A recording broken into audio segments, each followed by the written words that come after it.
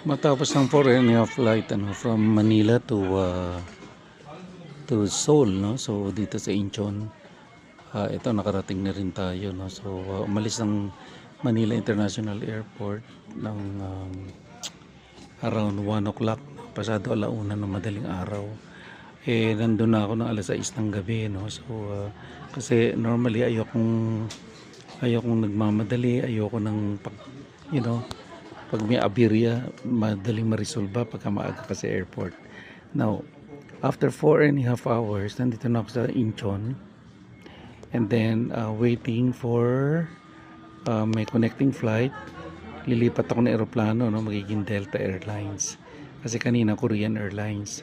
Maganda yung service, no? But, siyempre, ngayon, antay muna ako rito, no? So, I still have to wait for about 8 hours, no, layover. So ito para akong lantang gulay. Kumain ako kanina, actually ang yaman ko rito kasi ang breakfast na binili ko ay inabot ng 11,200 won. O di ba yaman?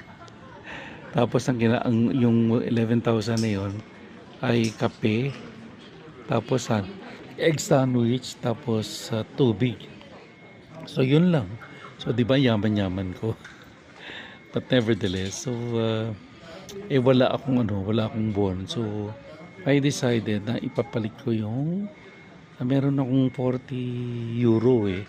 So, yung 40 euro, na-convert siya into 57,000, no, won. So, okay na rin, di ba? So, I got a decent meal, this morning. Now, inaantay ko na lang mga 12:30 ay doon ako sa transfer area. So I think mga alauna yata yung sakay ko ulit, no, going Incheon to diretso na sa LA, no, sa Los Angeles Airport.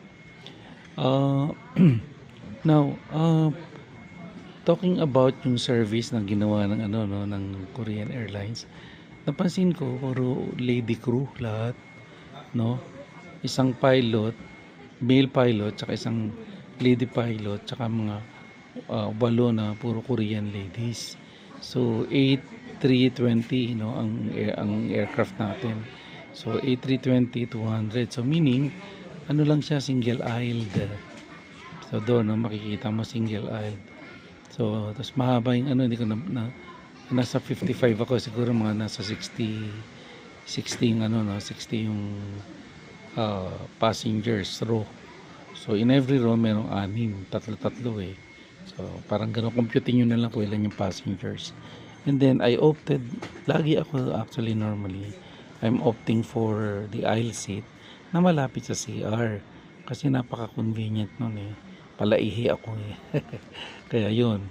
So therefore, relax muna ako ngayon, and then I'll give you an update also, no, later on. At saka yung mga vivid experience, no, in flight. Ngayon kasi hindi ko maikwento ng gusto kasi kailangan tahimik dito. Nandito ako sa lounge eh.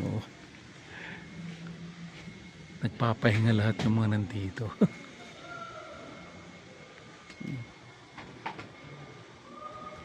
So there. Ciao.